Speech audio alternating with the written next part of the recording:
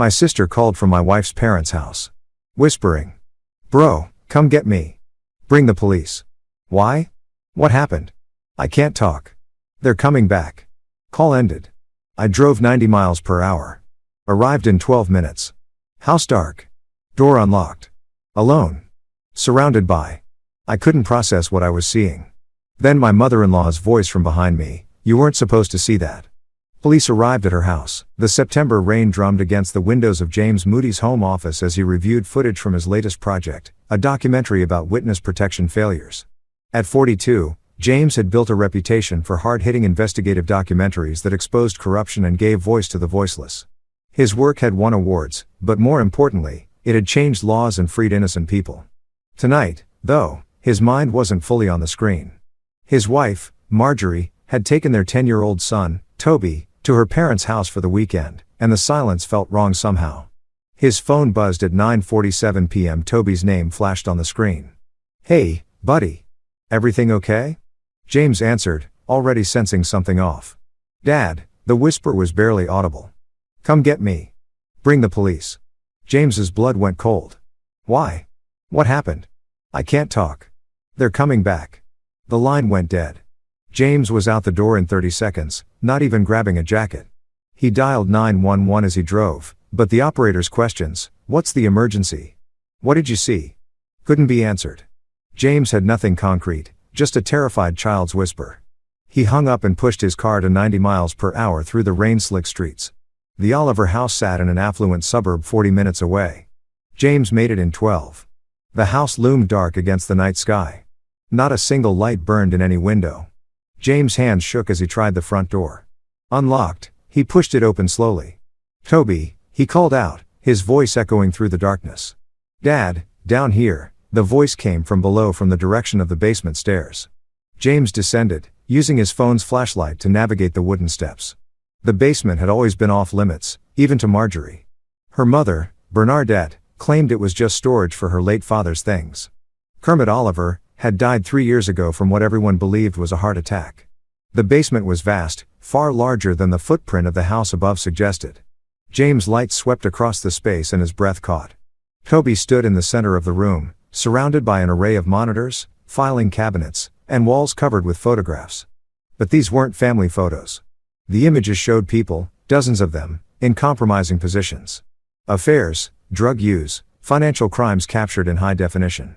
One wall was devoted entirely to what looked like evidence boards with names, addresses, and dollar amounts written in neat handwriting. I came down looking for the bathroom, Toby said, his voice small. The upstairs one was locked. I found the door behind the bookshelf, and Dad, what is all this? Before James could answer, the lights blazed on. Bernadette Oliver stood at the top of the stairs, her silver hair perfectly coiffed despite the late hour.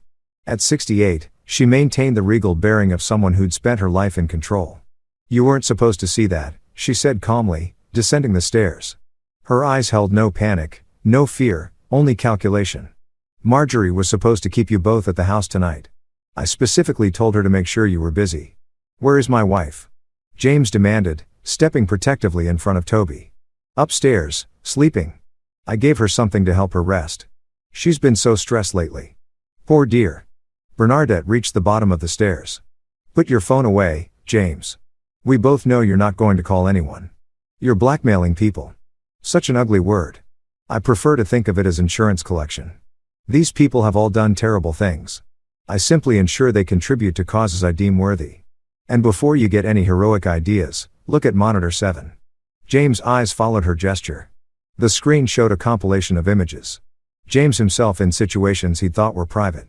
Meeting with confidential sources, accepting cash payments for information, moments that could be taken out of context and spun into a narrative of corruption. You've been doing this for years, James breathed. How long does it matter?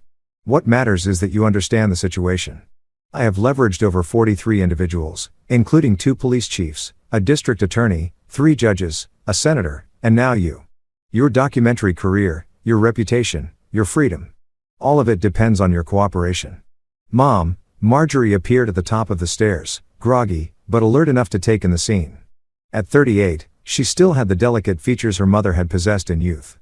But where Bernadette's eyes were hard, Marjorie's held confusion and dawning horror. Go back to bed, Sweetheart, Bernadette said. What is this? Marjorie descended the stairs, her hands trembling. What have you done? What I've always done protected our family. Do you think your father's business success was luck? Do you think James' documentary on the Riverside corruption case won awards because of his talent alone? I've been steering this family toward prosperity since before you were born. James watched as realization crept across his wife's face. You knew, Marjorie whispered about the documentary. You helped him with sources, with funding. Of course, I did. The Riverside case was going nowhere until I ensured certain evidence found its way to the right people. Your husband got his Emmy. The corrupt officials went to prison and I gained leverage over everyone involved. Everyone wins. Except the people you're blackmailing, James said. Bernadette smiled. Those people are criminals, James. Adulterers, thieves, abusers. I'm simply making them pay for their sins. The money goes to good causes, charities, scholarships, community programs. I'm practically a philanthropist. Let us leave. James said, we won't say anything. We'll forget this ever happened. Will you though? Bernadette moved to one of the filing cabinets and withdrew a thick folder. Because I know you, James Moody. I've studied you for 7 years since before you even met my daughter. You're a crusader, a truth seeker. It's what makes you so good at what you do. It's also what makes you predictable. She opened the folder, revealing photographs of James's own family. His sister Carol Collins struggling with addiction after her husband's death. His mother, Maria Moody, living in a modest assisted living facility. I have contingencies, Bernadette continued. Your sister's recovery is fragile. One word to her employer about her past and she loses her job, her insurance, everything. Your mother's facility is expensive. What would happen if the payment stopped? James felt Toby grip his hand tighter. His son had witnessed this entire exchange, was learning exactly what kind of monster his grandmother was. You're going to continue your life exactly as it was. Bernadette said Marjorie and Toby will visit me as usual.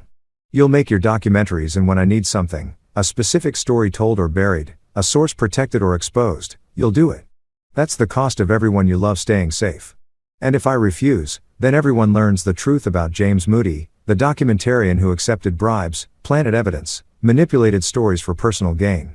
Even if you prove it's false, eventually the damage will be done. Your career will be over. Your family will suffer, and I'll still be here running my business because you'll have no credible way to stop me. The silence that followed was broken only by the hum of the monitors and Toby's quiet breathing. James looked at his son, at his wife, at the woman who'd orchestrated their lives like pieces on a chessboard. I understand, James finally said. Bernadette's smile widened. I knew you would. You're a smart man, James. That's why I chose you for my daughter. The drive home was silent. Marjorie sat in the passenger seat, staring out the window while Toby slept in the back, exhausted by fear and adrenaline. James' mind raced, cataloging everything he'd seen. The monitors, the filing systems, the backup drives stacked in the corner. Bernadette's operation was sophisticated, built over decades. When they arrived home, James carried Toby to his bedroom while Marjorie moved like a sleepwalker. Once Toby was settled, James found his wife in the kitchen staring at nothing. How much did you know? He asked quietly. Nothing. Marjorie's voice was hollow. I swear, James. I knew my mother was controlling, that she always had opinions about everything, but this I never imagined. She said she chose me for you. My father died right after we got engaged. She encouraged the relationship from the start. Yes, but I thought Marjorie's voice broke. I loved you. I chose you. James believed her. He'd spent years documenting liars and could spot deception in a heartbeat. Marjorie was a victim, too. Her whole life potentially manipulated by a woman who saw people as assets. What are we going to do? Marjorie asked. James pulled her close. I'm going to think. I'm going to plan. And I'm going to make sure your mother never hurts anyone again. She has evidence against you. Against everyone, the police, the courts, she owns them. I know. James kissed the top of her head. But she made one mistake tonight. What?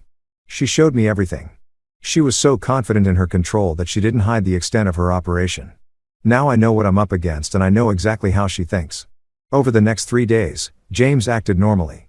He worked on his documentary, had dinner with his family, exchanged pleasantries with Bernadette over the phone when she called to check in.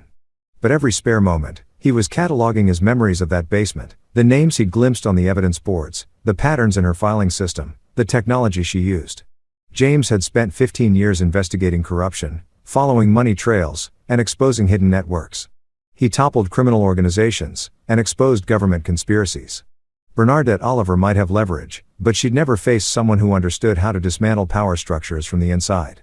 On the fourth day, James drove to a storage facility 3 towns over and rented a unit under a false name. He paid in cash. Inside, he set up a workstation, a laptop purchased with cryptocurrency, a secure server, and a wall where he began building his own evidence board. Every blackmail victim he could remember, every connection, every pattern. Bernadette had spent decades building her empire of fear. James would spend however long it took to tear it down. The call came 2 weeks later. James was editing footage when his phone rang. A number he didn't recognize. "Mr. Moody, my name is Craig Perez. I believe we need to talk about Bernadette Oliver." James's heart hammered. "Who is this?" "Someone she's been bleeding dry for 8 years. I received a coded message suggesting you might be in a position to help. Can we meet?" "How did you get this number?" "From someone else she's blackmailing. There are more of us than you think, Mr. Moody. We've been trying to find a way out for years. When word got around that you'd seen her operation, word got around." "How?" "Her driver, Fred Merritt. He's one of us, too. And he's been waiting for someone who could actually fight back. He saw you leave that night with your family. He's been quietly building a network of her victims who want to be free." James' mind raced. Bernadette's own driver was working against her. This could be a trap. It could be. Or it could be your only chance. "We're meeting tonight, 1:00 p.m. at the old Riverside warehouse. The one from your documentary. We figured you'd know it's clean. You exposed everything dirty about that place 3 years ago." The line went dead. James sat in silence, weighing his options. It could absolutely be a trap. Bernadette could have discovered his storage unit, his investigation, and was luring him out. But if it was real, if there was a network of victims ready to fight, this changed everything. He called his sister Carol. "Hey, I need you to do something for me. Don't ask questions." "Jamie, you're scaring me. If you don't hear from me by midnight tonight, there's a package in my office safe. The combination is Toby's birthday inside our instructions. Follow them exactly." "What's going on?" "Insurance." "I love you, Carol." He hung up before she could protest, then wrote a detailed letter explaining everything. Bernadette's operation, the basement, the blackmail network. He included the address of his storage unit and every piece of evidence he'd gathered. If this was a trap and he didn't survive, at least the truth would get out. At 9:45 p.m., James drove to the Riverside warehouse. The massive building loomed against the night sky, abandoned since the corruption case had shut down the illegal operations inside. James parked and approached cautiously, every sense on high alert. Inside, a dozen people waited in a circle of folding chairs illuminated by battery-powered lanterns. James recognized 3 faces immediately. A city council woman he'd seen at charity events, a local news anchor, and Detective Rufus Ua, a cop he'd interviewed for a documentary 2 years ago. Mr. Moody, Fred Merritt, stepped forward, a lean man in his 50s with tired eyes. "Thank you for coming. Talk fast. How do I know this isn't a setup? Because we all have too much to lose." The city council woman, Eleanor Haas, stood. "Bernadette Oliver has been blackmailing me for 6 years. She has photos of an affair I had during my first campaign. If I don't vote the way she wants on every city contract, every development deal, she'll destroy me. She has evidence I accepted gifts from a suspect's family." Detective Ua added, "I was trying to help them, but she made it look like bribery. She controls my entire precinct through me." One by one, the others shared their stories. A judge who'd had a gambling problem. A surgeon who'd covered up a mistake. A businessman who'd evaded taxes 20 years ago. All of them trapped. All of them paying. All of them desperate. "How long have you been meeting?" James asked. 6 months, Fred said. "I've been with Mrs. Oliver for 12 years. I've seen everything. The files, the victims, the way she operates. I thought about going to the police, but she owns too many of them. Then I started noticing patterns. People she targeted would sometimes mention each other in passing, not knowing they were both victims. I started making connections, reaching out carefully. We've been trying to find a way to stop her without destroying ourselves in the process." "Why me? Why now?" "Because you have something none of us have," Eleanor said. "A platform, access to media, investigation skills, and most importantly, you've already been exposed to her operation. She thinks she has you controlled, but that also means you can get close to her in ways we can't. She has evidence against me, too." James reminded them. "Fabricated evidence," Fred said. "I know because I helped her create some of it." Photoshopped images, edited videos, manufactured bank statements. The thing about Mrs. Oliver is she's so good at this because most of her leverage is real people's actual crimes and mistakes. But when she needs to control someone who's clean, she's not above creating evidence. I can testify to that. I can prove it's fake. James studied the driver carefully. Why betray her now? After 12 years, Fred's jaw tightened because last month my daughter Kristen came to visit. 22 years old, just graduated college.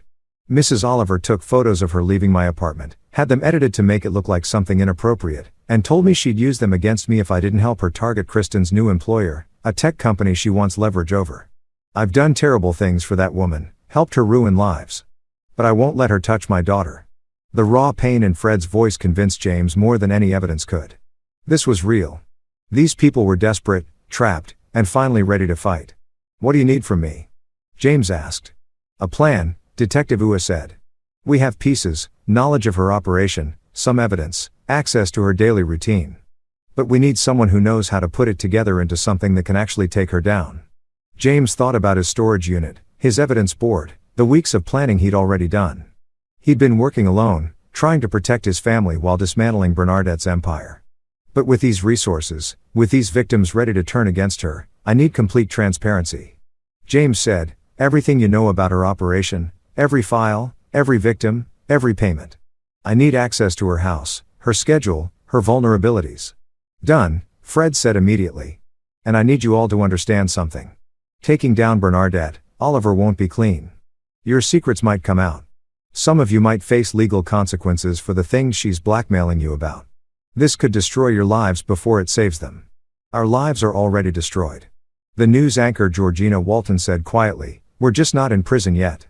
At least this way, we get to choose how we fall. James looked around the circle of desperate, determined faces. 12 people willing to risk everything for freedom. Bernadette had built her empire on fear and control, believing herself untouchable. But she'd overlooked the one thing that could bring her down, the collective power of her victims once they decided to fight back. All right, James said.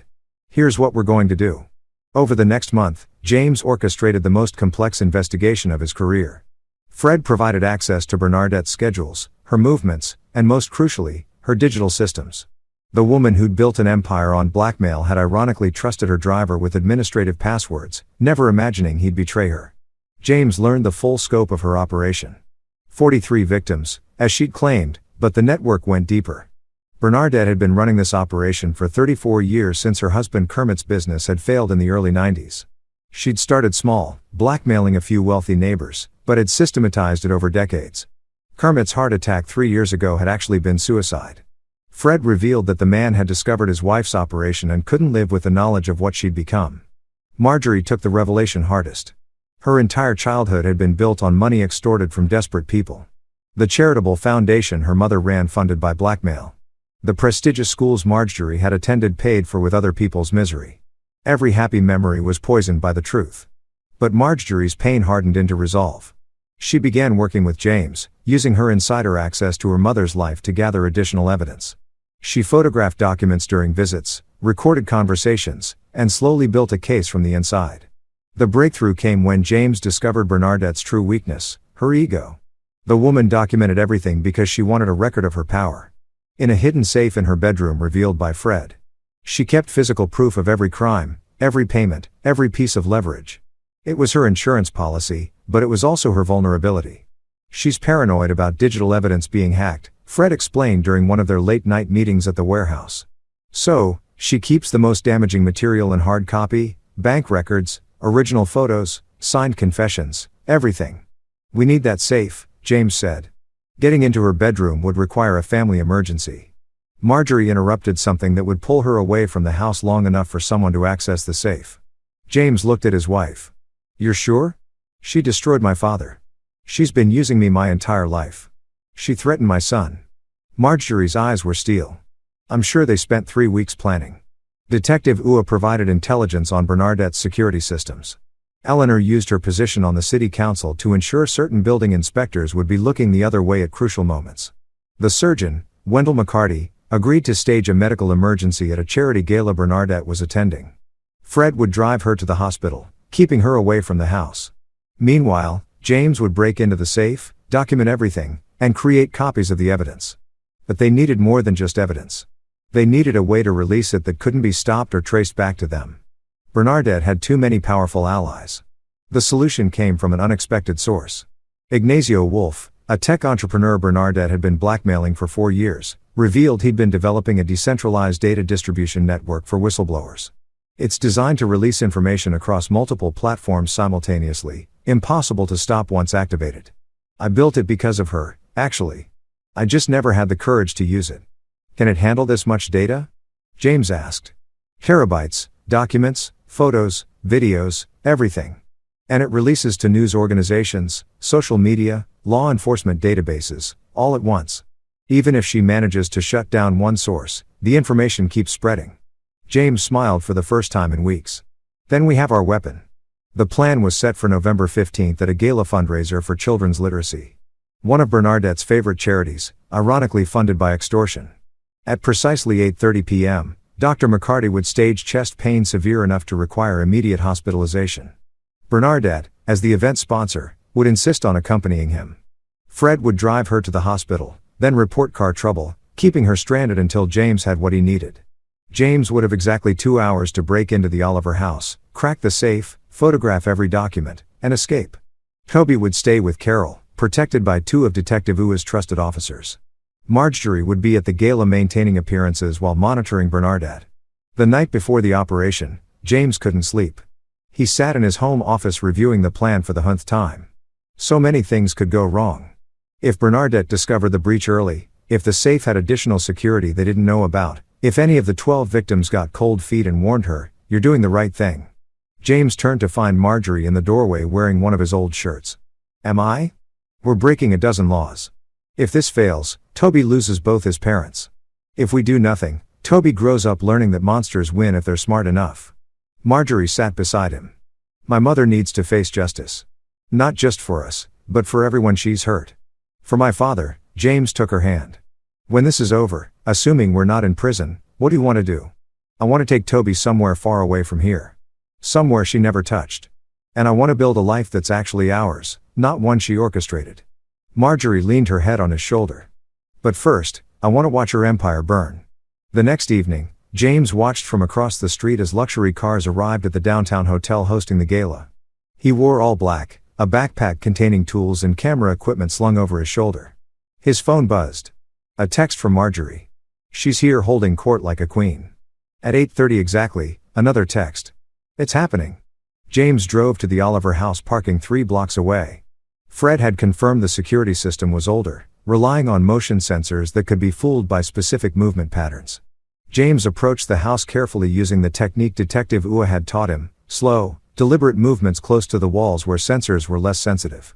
The back door opened with the key Marjorie had provided. Inside, the house was silent. James moved through the familiar halls, up the stairs to Bernadette's bedroom. The master suite was enormous, decorated in expensive neutrals. James found the safe behind a painting. How cliché, he thought, of Bernadette and Kermit on their wedding day.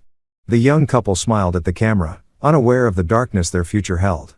The safe was a high-end model with both a key and combination lock. Fred had provided the combination obtained months ago during one of Bernadette's careless moments. James' hands shook as he dialed the numbers. July 18th, 34. The date Bernadette had started her operation. The safe clicked open. Inside were 5 leather-bound ledgers, dozens of manila folders, several external hard drives, and stacks of photographs.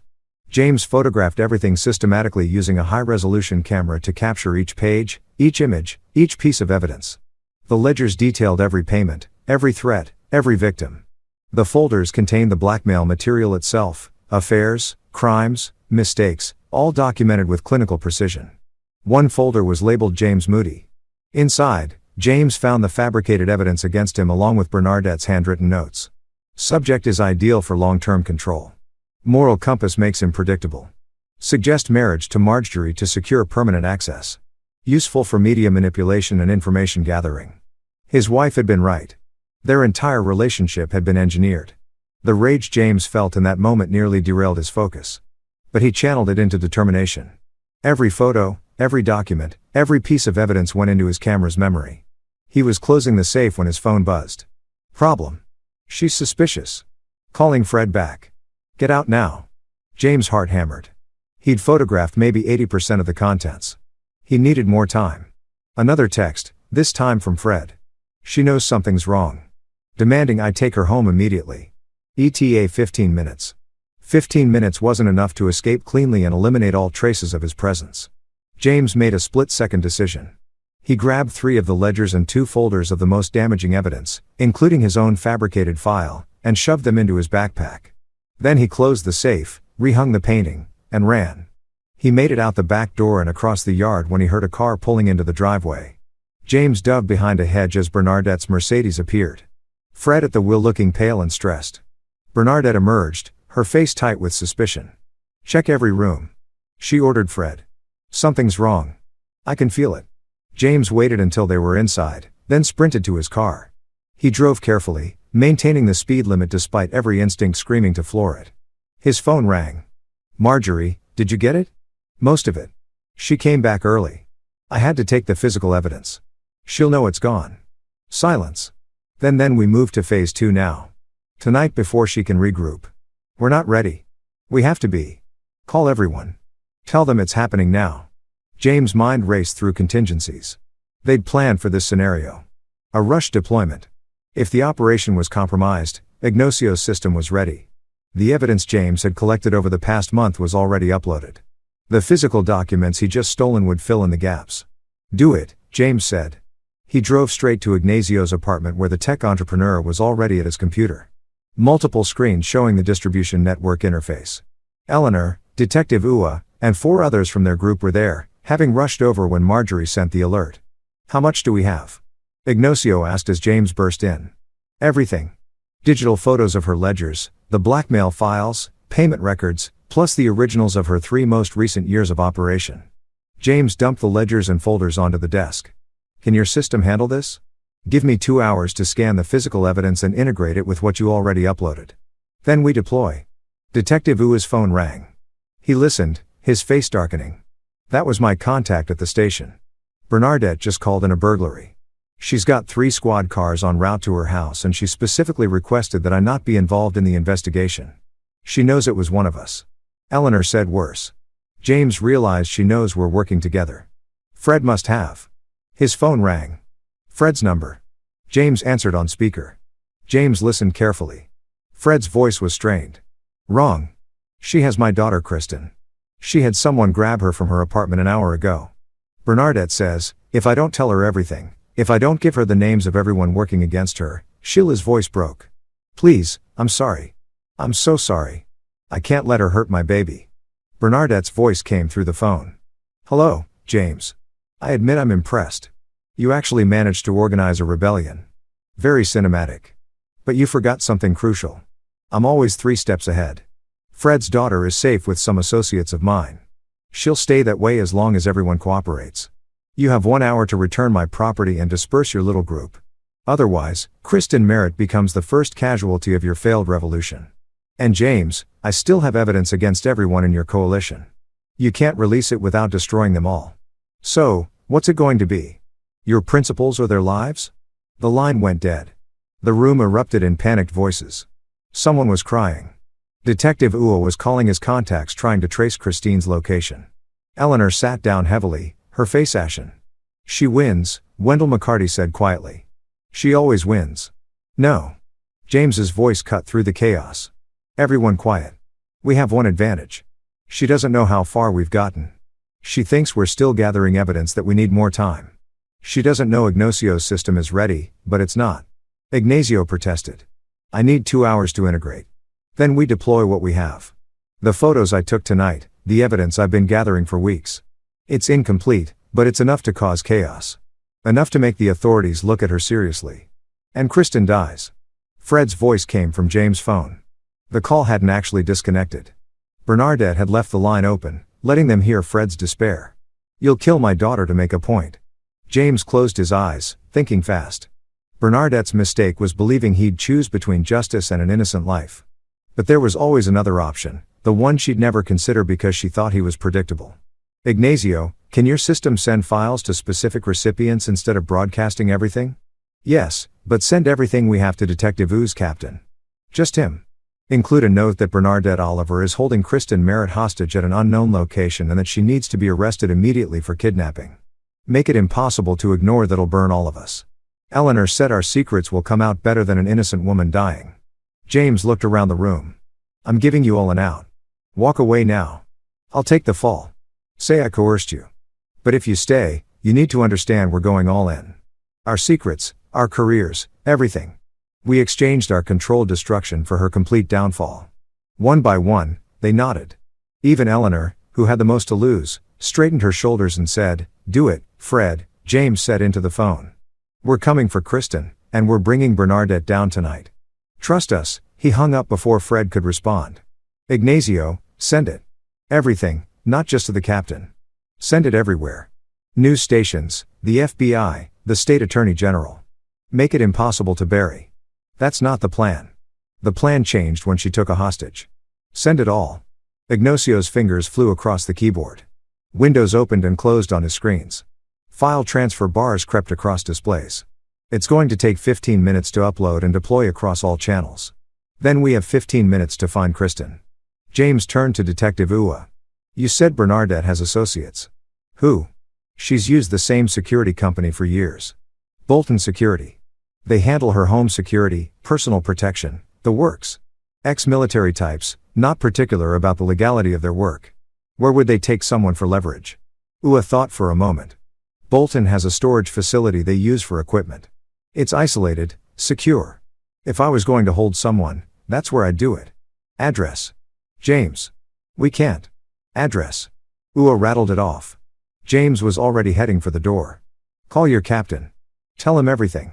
Make sure he knows there's a hostage situation. And Ignacio, don't stop that upload no matter what happens. Eleanor grabbed his arm. You're not going alone. I am. The rest of you need to be here on record cooperating with authorities when this breaks. If I'm the only one who goes off mission, the legal exposure is minimized for everyone else. Before they could argue, James was gone, running to his car. The storage facility was 20 minutes away. The data upload would complete in 12. He had a narrow window to extract Kristen before Bernadette realized her empire was burning. James pushed his car hard, running red lights and weaving through traffic. His phone buzzed constantly. Calls from Marjorie, from the group, from numbers he didn't recognize. He ignored them all. The storage facility was a squat concrete building surrounded by chain-link fence. A single guard sat in a booth at the entrance looking bored. James drove past, parking a block away. He approached on foot, staying in the shadows. The fence was easy to climb. James dropped into the facility's lot and moved between rows of storage units. Most were dark, but light showed under the door of Unit 47. James crept closer and heard voices inside. Two men talking about sports, sounding relaxed. He didn't have a weapon. He didn't have backup. What he had was surprise and desperation. James picked up a rock from the gravel lot and threw it hard at a storage unit 3 rows over. The clang echoed across the facility. Inside Unit 47, the conversation stopped. Check it out, one voice said. The door opened and a large man in tactical gear emerged holding a flashlight. James waited until he was 10 feet away, then stepped out of the shadows. Looking for me, the man spun, reaching for a weapon, but James was already moving. 15 years of documentary work had taken him to war zones, disaster areas, and dangerous places. He'd learned to fight out of necessity, studying under the same self-defense instructors who trained journalists in conflict zones. James ducked the man's grab, drove his elbow into the guard's throat and followed with a knee to the gut. The man went down gasping. James took his flashlight and his radio, then zip-tied his hands with a cable tie from the man's own belt. Clearly, they'd come prepared for restraining people. The second guard emerged from the unit. Rick, what's James hit him in the face with the flashlight. The man stumbled back and James tackled him, both of them crashing into the storage unit. Inside, Kristen Merritt was zip-tied to a chair, her eyes wide with terror. The guard was bigger than James and trained. They grappled, knocking over boxes and equipment. The guard got on top, raining down punches. James blocked most of them, but his vision blurred. He was going to lose this fight. Then Kristen, still bound to the chair, hopped forward, and brought the chair down on the guard's back. The man howled and rolled off James. James scrambled to his feet, grabbed a metal pipe from the corner, and brought it down on the guard's head. The man went limp. James cutrison free with the guard's knife. Can you walk? I think so. Who? Friend of your father's.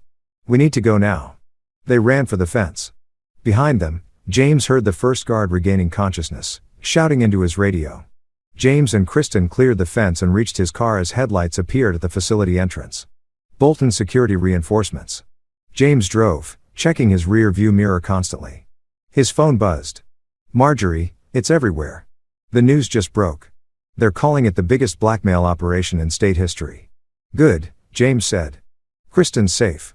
Where's Bernadette? At the house. Police are surrounding it. She won't come out. James changed direction, heading for the Oliver residence. Kristen stared at him. What's happening? What did my father get involved in? Your father is a hero, James said. He helped take down a monster. The Oliver house was chaos when they arrived. Police cars, news vans, helicopters overhead with spotlights. James parked a block away and approached on foot with Kristen. Detective Ua met them at the perimeter. She's barricaded inside. Ua said. Won't talk to negotiators, but James, it's working. The captain has assigned a task force. The DA is already drawing up charges. Every person she blackmailed is being contacted. Half of them are coming forward voluntarily now that the evidence is public. Where's Marjorie? Where's Toby with your sister?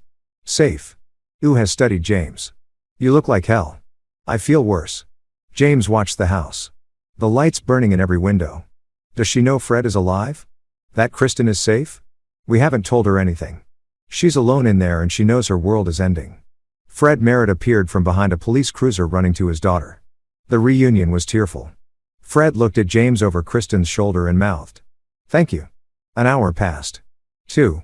The standoff continued. Then as dawn began to lighten the sky, movement at the front door. Bernadette emerged immaculate in a tailored suit, her silver hair perfect despite the circumstances. She walked down the steps with her head high, ignoring the police officers approaching with weapons drawn. I would like to make a statement, she announced, her voice carrying across the chaos. Immediately, cameras and microphones thrust toward her.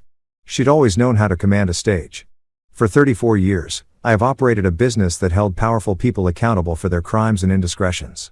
I collected what they owed society and redistributed it to worthy causes. Millions of dollars to charities, scholarships, community programs. Yes, my methods were unconventional, but the results speak for themselves. You destroyed lives, a reporter shouted. I exposed people who deserve to be exposed. Adulterers, thieves, corrupt officials. Every person I targeted was guilty of something. I simply made them pay. What about James Moody? The evidence against him was fabricated. For the first time, Bernadette's composure cracked slightly. Her eyes found James in the crowd. Mr. Moody is an exception. I needed someone I could control who had the skills to assist my operation. The evidence against him was insurance. So, you framed an innocent man.